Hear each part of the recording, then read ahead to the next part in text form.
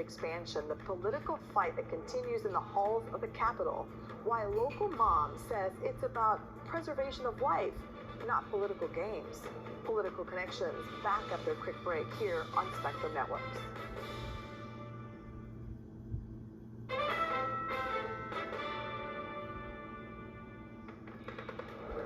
Back on Political Connections this Sunday. Okay, so the debate over Medicaid expansion continues in Tallahassee.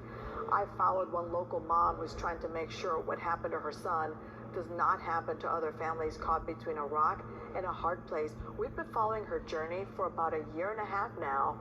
This is her personal story. At the Florida Capitol, hundreds and hundreds of advocates and constituents line up every day hoping to meet face-to-face with lawmakers so they can get their voices heard. That is the case of this Orlando mom, Sherri Tyson, who's there with Florida Voices for Health, a coalition of community partners. They're here for the Medicaid expansion bill. They're trying to get Medicaid expanded as it has done in 40 other states. This is Sherri back in 2021 and her son's celebration of life. We've been following her journey ever since. How you feeling? I'm okay. I'm all right. A lot of people. I'm going to get emotional soon, but right now I'm just trying to make sure I say hello to everybody. Here's a picture of Zane as a little boy holding his violin. His mom says he loved playing music and he loved being on his skateboard. Okay, back to what's happening in Tallahassee. So she says that Florida Voices for Health is not only helping her, but other families as well. I've joined forces with them because my son lost his battle to brain cancer last year, a year and a half ago. And during that time, while he was in hospice for 13 months, it was very, very, very difficult as a Medicaid patient to get concurrent care, meaning you can only have care for hospice patients, which is comfort care only. You cannot have any well care. Sometimes you need that. So what most people will do is they will take their loved one off of the hospice for a bit of time, get what they need done, and then put them back on. But my son needed 24-hour care. He had a bed, he had a feeding tube, he had oxygen in the end. There was no chance of that happening. So what I am hoping to do is hook on with Florida Voices for Health so that hospice patients that are adult patients, because pediatric patients are already allowed concurrent care, to have RNs possibly associated to their accounts, to their cases, and decide, not black or white, you can have this and you can't have that, based on their complicated diagnosis. Are you getting any traction here during your visit to Tallahassee from Democrats, from Republicans?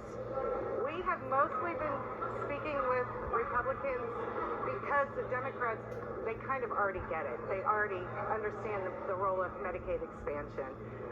So we have been talking to more Republicans. And some of those Republicans are from the Central Florida area. She feels hopeful. Everyone has been really nice to take the time to speak to us. And I think as we grow these relationships, we will see the traction happen. And one of the things that really caught my attention when I was at your son's celebration of life is the reality that this could happen to any family. Somebody could be healthy one day, like your son Zane was, and then he got a headache. And then things started to change very fast. Walk us through his health journey. How did he feel? And then how did you start to realize that something wasn't quite right? Yeah, so in 2019, in September, we went on a really epic trip out to the Grand Canyon and Vegas and through Utah and Zion, and we hiked every day. He was in charge of making many of the plans. We did not see 6 weeks from that point coming. But headaches developed. He started calling out of work. He had a very good work ethic. He started not really hanging out with his girlfriend and his friends, and the headaches were getting so intense that nothing was helping. So eventually it was a trip to the ER, and we discovered that there was a tumor in the base of his brain. That's called the posterior fossa of your brain. It was called medulloblastoma, which ends up being a pediatric form of cancer, which is very rare in the age group that Zane was. He was 20 years old at the time. However, because of that outlier, he was accepted as a patient at St. Jude. So as the days and weeks went by, she really was hoping that things would turn around for her son. Miracles happen. So it was important that he was able to see well care visits, MRIs to follow the progress or, the healing of his tumor, which, as it turns out, he had no evidence of disease for the entire time for the rest of his natural life. And you talk about MRIs, so when the doctor said we need MRIs, you need MRIs from your son at that point, those were not covered. Those are not covered. Those are well care only type things. Someone who's on hospice is only allowed comfort care only. That's what you need to remain comfortable. Okay. And lastly, he's no longer with us here physically, but how do you want his legacy to be remembered? Zane was a very happy-go-lucky kind of guy. I think he's still having some fun with us. We have some really funny things that happen, and we know it's just him and his lively, joyous side. I think he points me in the directions that I need to go and lets me know which way to turn and how to do it. I don't know that he would want me to,